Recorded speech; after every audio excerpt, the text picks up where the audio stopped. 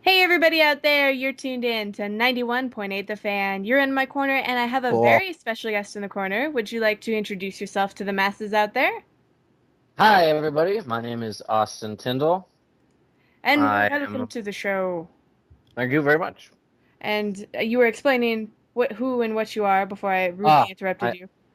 Oh no, no, it's fine. I'm an actor. You might have seen me in Is This a Zombie on DVD now and on Hulu, or Shangri-La. I was in that, or what else?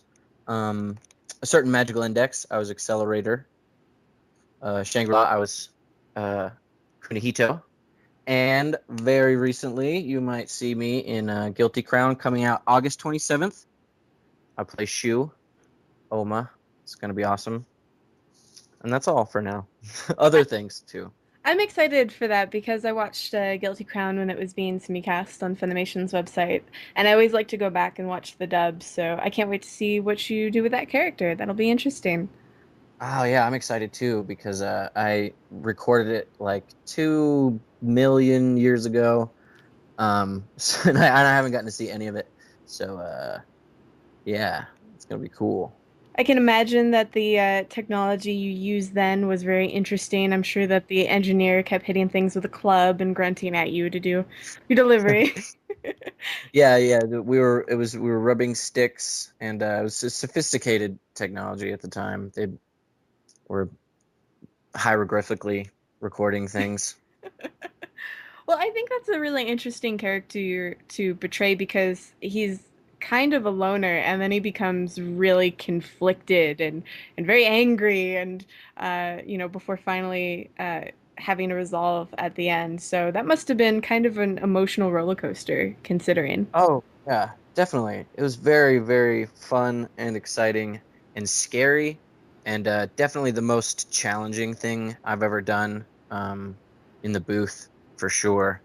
Uh, uh, but yeah, there was a huge change in growth, and it was nice because I was kind of trying to figure out who the character was, and as that was going, kind of my voice was maturing too. So I hope that that comes across in the DVD.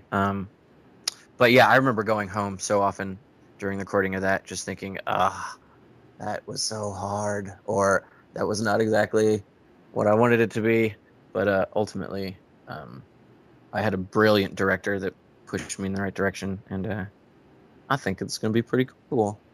Now, when it was sort of draining on you, was it necessarily, your voice because you were screaming, or was it just like all the emotion you had to put into it, like just raw emotion?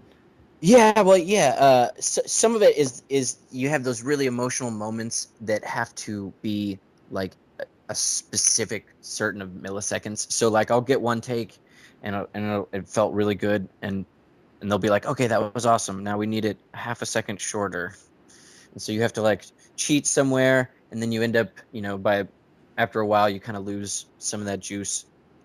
Um, and it was very kind of physically.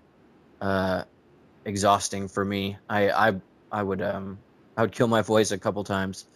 Shoo screams a lot running around, Yeah, you and seem like a pretty chill dude, and he's yeah, not really that chill in the series. no, no, he goes places, uh, and I'm not a like a singer or anything either. I've done a lot of stuff on stage, but it was just physically challenging to kind of have the breath support to do those specific type of screams over and over and over again. The first two times you kind of have an idea, but it has to be like there's a real specific structure to the rise and fall of the action scream, depending on what it is and where it's going. Uh, and Yeah, it kicked my butt, but it was a wonderful learning experience. And Colleen taught me so much. The director. So yeah, I feel awesome right now afterwards. And yeah, he was a really interesting character, very um, kind of weak and immature at the beginning, and I kept falling into this head voice that was kind of up here when I was talking, really kind of like innocent and scared, and then by the end of it, it's just uh, he's something just completely different. Yeah, he really goes through some conflicts, and I think that makes the series really interesting. So, for people who didn't catch the simulcast, I recommend picking that up now that they've, I believe, announced an official release date for that. So, Yes, yes, finally, just recently. Uh, and yeah, it was a really interesting contrast going from like, is this a zombie? The Ayumu character, who's kind of completely different in every way to this genre and this type of character. well, to Uh, be fair, it's not every day you get to be a zombie and a magical girl. this is true. It's true. A magical garment girl, a zombie, uh, my vampire ninja um, maid who lives with me. That sounds like the dream life right there. I'm just saying. You know, you'd think so, but that's the curse with all the harem shows is is the constant awkwardness that he has to live in, and without any other kind of satisfaction or relief, um, which you of course you always see in that kind of show. It's just torture. Well, sometimes for fan service shows, sometimes it's torture for me because I'm like, how am I getting a panty shot? They're just standing there. Like, how is that possible? Like, I can't even focus sometimes because I'm just like, why? Yeah, yeah, and is this a zombie was interesting because they were kind of trying to make fun of that genre, but then they did kind of fall into the same trap every once in a while. The second season, I think they kind of got their sea legs a lot more, and they're kind of really figuring out uh, the the way to properly kind of mock all those genres, because that's kind of what they're doing. They're just kind of shoving every little thing they can think of and putting it in there. That just seems like a fun series though to work on, just because it's got so much humor to it, Mhm.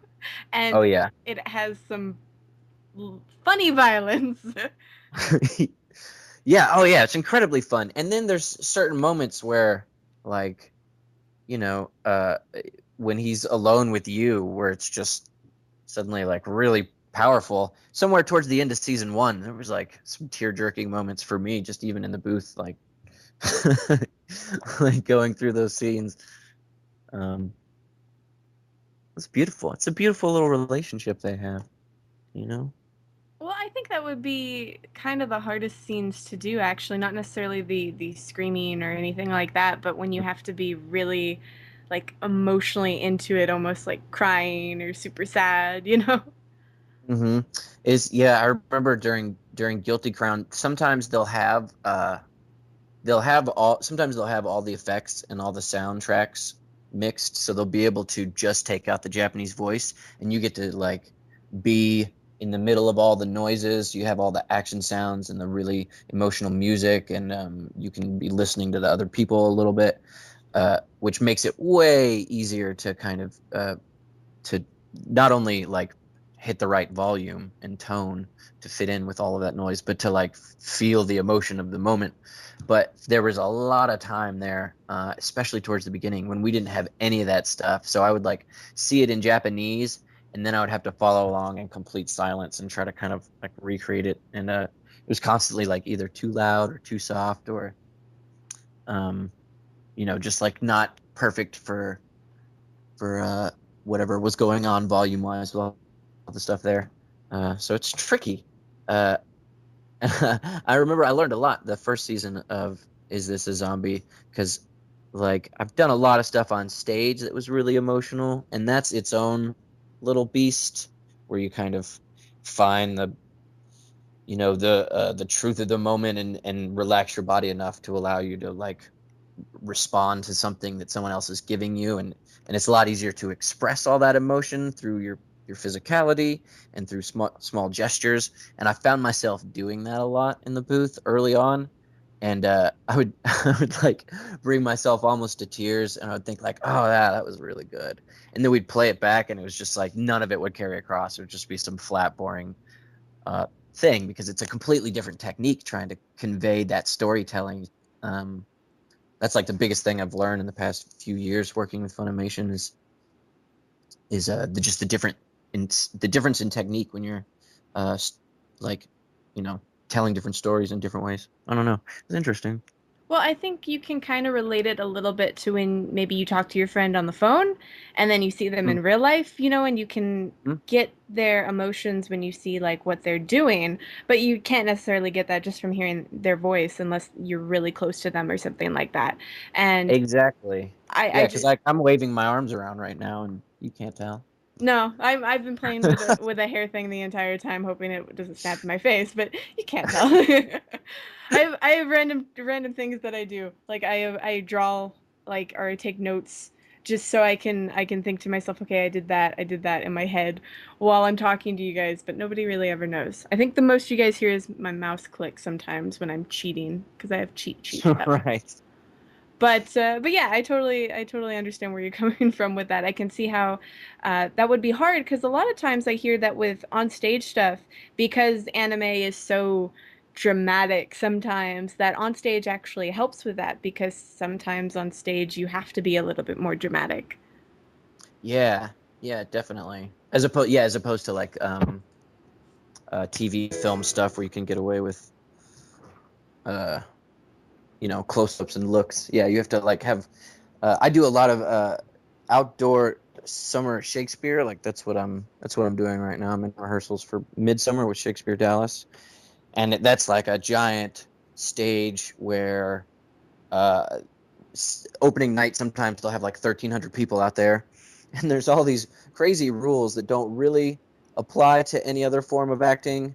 Where you're on stage, you have to throw your focus to the person that's talking, uh, and you can't move at all because everyone's mic'd. So if you move and they're talking, someone might think that you're the one that's talking. And when you are talking, you have to like, have these broad gestures and have very specific indications of where you're going and what you're doing. And sometimes you'll see a person just like do something weird for a second just to draw the audience's attention before he starts talking. Uh, but but it does kind of uh, if anything, I think it taught me that there is finding the truth of the moment and what it means to you personally, and how you can kind of use that uh, along with whatever technique is required for the medium that you're stuck in. Because I think it's especially with the voice, it's always important that you um, that you're project that you're playing a truthful action, I guess, because I think that's uh, that people can easily pick up on that. I think that would be a little bit hard for some people in the booth. Like for me, I talk with my hands. I've smacked my mic before sitting here in Uh-huh. interviews and things like that. Like I just have a tendency to wave my arms around like a wild lady. But I would think that that would be hard to kind of suppress certain body movements, just because you don't want to make any extra sounds in the booth. Yeah, well, and there's some stuff you can get away with, and they even like sometimes they'll encourage you like if you have an actiony thing where you're running really really hard. Sometimes I'll move my arms and kind of shake my butt in place to kind of get the movie action like I'm doing. Makes you feel like you're running more. Or Tyler Walker taught me this really interesting thing early on when I was doing stuff with Fairy Tale, uh, and he would I forget what he called it, but it was like a whenever you have one of those really big actiony monologues that just rises until the end and you keep going and it keeps getting more bigger and intense until you finally end up saying what you're going to say. He has this move he has his actors do sometimes where you just take your hand and you keep it by your side and you just slowly start raising it and closing the fist until you like reached up like Hercules or Conan style up in the air like you're it's a weird action but somehow uh just because voice is so in your body anyway. It like helps bring out the awesomeness. Well, that's a nice little tip to learn. I'm sure the would-be voice actors out there will be practicing that as we go to break here on Yeah. 91.8 The Fan. But stay tuned because our special guest isn't going anywhere, and neither are we. So keep it tuned to 91.8 The Fan, where we play everything you want and nothing you don't.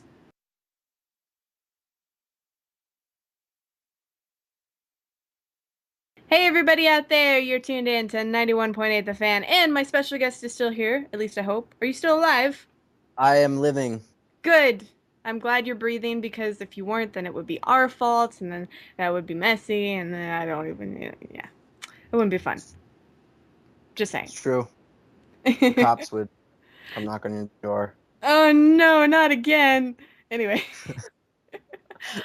but no, for the listeners out there, A Guilty Crown is coming out. But another thing that they want to know about, and they're bugging me about in our live chat, was about Index, because a lot of people have been waiting for that and to watch it Oh in its yeah. entirety.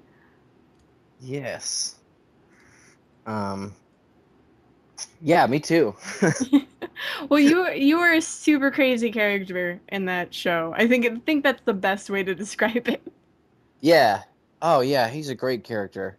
I mean, he gets his redemption later on. Uh, but yeah, I was super shocked that I got that role, and when I did, I was elated. Um, and it was a lot of fun. It was hard to figure it out at first. Um, uh, but and hopefully I did it some justice because the Japanese voice actor that did that role was just brilliant. Um, and it's always interesting when you have a really like eccentric character like that because you don't want to just try to completely recreate what has already been done. You have to give it kind of your own thing. Um, but at the same time, there's his laugh was so distinctive and interesting that it was intimidating at first. Now, I know bits and pieces of the character because I haven't seen the show myself. Most of what I see of the character is actually interacting with a little, like, I hope this isn't a spoiler. I think it's like a clone child thing. Yeah, that's all I'm trying to remember. That's in the second, that's in part two, which I think is out uh on sale. So people should know about that. But yeah, that's he when you first meet him, he just kind of is lurking in the background at the end of episodes, and he's helping. He's gaining his Esper level by, if I remember this correctly, I recorded this a long time ago and I haven't watched it in a while. Uh, but he's killing off these clones so that he can gain a higher level because he's got the highest level ever, and he's trying to surpass that, and he's got to kill like 20,000 clones in order to level up. And he's part of this program. He's been like raised from uh, I think he was, yeah, raised as a child by these scientists in order to be this ultimate powerful um, Dudo. He's he has his power is vector transformation, uh, which means he can just change the direction of anything he touches. Well, I know that Um, he's essentially super badass in the first season, and then he goes to interacting with this little child who's freaking adorable in the second. mm-hmm. And that must have been Yes, kind of a shock for you. it was. Yeah, I didn't know it was going to happen. I wasn't even sure if he was going to come back. Uh, they don't, they don't tell us anything. But yeah, it was kind of sweet, and uh, she was like a not fully formed clone, a little kind of cute clone that survived, and uh, yeah, I don't know. Watch it. Yeah, the change in his character in that um, was a lot of fun to play. I just think that must have been interesting. It's like, oh yeah, they called me back. I'm obviously going to be really, kicking butt and taking names. And it's like, no, I'm cooking with a child or whatever it is. Yeah, well, he's one of those like uh not as nihilistic as the Joker, but like he's almost like a petulant child that doesn't. He's like the rebel without a cause. He never had a good role model, and he growing up is going to suck, and he doesn't have a real reason to live. Um, so you can almost kind of see how like a small kind of influence, like uh, a an innocent that needs his protection. I don't know. It's interesting watching him go from like looking at these clones as just uh, like objects that are helping him gain experience points or whatever to like a sentient being who's different. Um, You know, because he was someone that was like raised in a sterile environment, and he just hadn't had a lot of experience with family or intimacy. I don't know. well, So, no, it's fine. One of the things that's interesting, I think, is that you said Guilty Crown was really difficult for you, but I would think Accelerator would be actually more of a difficult role just because he's freaking crazy. yeah, no, that's strangely enough, I would say that, I mean, and part of it is it was less demanding. It was kind of easier to get into that character. Uh, and Shu, there was just so much to do in such a short amount of time, and so much change to kind of work with. Whereas Accelerator, it took a while to find that voice, but I think once I did, it got a lot easier to get in that mindset. And his intentions are very clear. He's a pretty straightforward guy. Well, now, for the listeners out there, whether it's anime or whatever, is there anything else that you'd like to let them know about? Anything else you'd like to promote? Obviously, don't tell us anything that'll get you, killed by ninjas. We know they're outside your window, hoping that you'll break NDA so they'll have something to do on their day job, but still. Well, Guilty Crown's the biggest thing we got. There's gonna be some stuff that I get to say soon, but I can't say yet. And I'm gonna be in LA at a certain convention in July, which I will make official announcements on my Twitter feed and on my Facebook page, which everyone should check out. Um, but that's it. That's the biggest thing right now. I wonder what convention that is. Hmm. I'm not sure. Well, I guess I'll keep the guessing to myself. But that'll be nice that you'll get a chance to go to convention. Now, I'm assuming this isn't your first one. No, I've been to a few smaller ones just in Texas, and this will be my first out of state. Oh, this will kind of be a shock to the system, I think, if it's the one I'm thinking of because it's so big. That's the best way to I describe it. know. I know. I'm freaking out. Well, Uh, you should have fun, plan a few extra days there, go to Disneyland, I don't know. yeah. Well, it was super tricky. I almost didn't get to go because I was in this play, and I'm still in this play.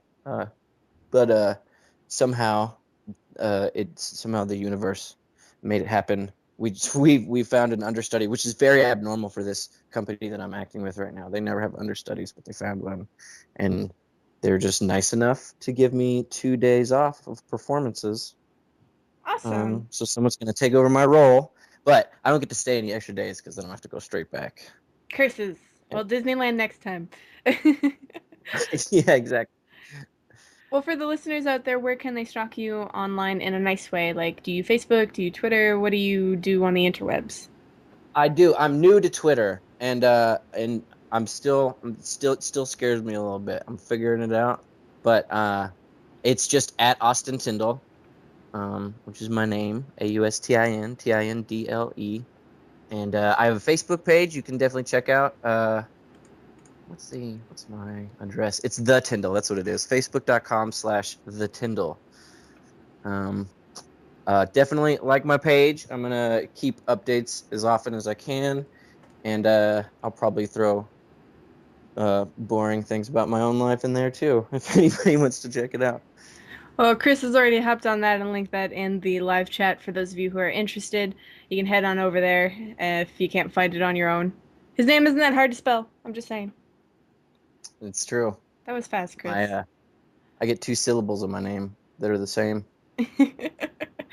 Well, now, since we're nearing the end of this interview, though, I was wondering if you'd be willing to participate in a 91.8 The Fan tradition. Yeah, It's definitely. it's not painful, I promise. Well, I would hope not. That would be scary over the phone. Basically, we ask if you'd be willing to do a radio bump for us. Okay. Awesome. The trick of it, however, is that we do the takes live on air, so if you mess up, everybody hears it. No pressure. Okay. Cool. Basically, we ask if you could say, "Hello, my name is," you insert your name. "I do this." You can say characters, you're a voice actor, you're an actor, whatever you want to put there. And you're tuned into 91.8 The Fan. Awesome. So whenever you're ready. Hi, my name is Austin Tindle. I'm a super serious actor, and you're tuned into 91.8 The Fan. Look at that, no bloopers or anything. That was easy. Did I do it? Yes, you did it. Cool. I like that you took from your Twitter bio.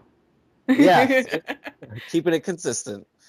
Well, for the listeners out there, is there anything you'd like to tell them? Any words of wisdom, dating advice, weather forecasts? Um, you know, uh, if you love something, let it go.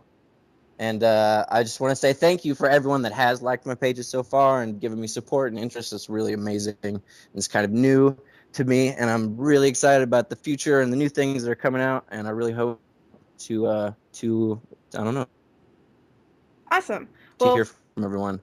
Yeah, thank cool. you so much for being on the show today. We appreciate it. And for anybody out there that missed any of this interview, don't fret. You can find it on the website within the next few days. So keep your eyes peeled to 918thefan.com and your ears tuned to 91.8 The Fan, where we play everything you want and nothing you don't.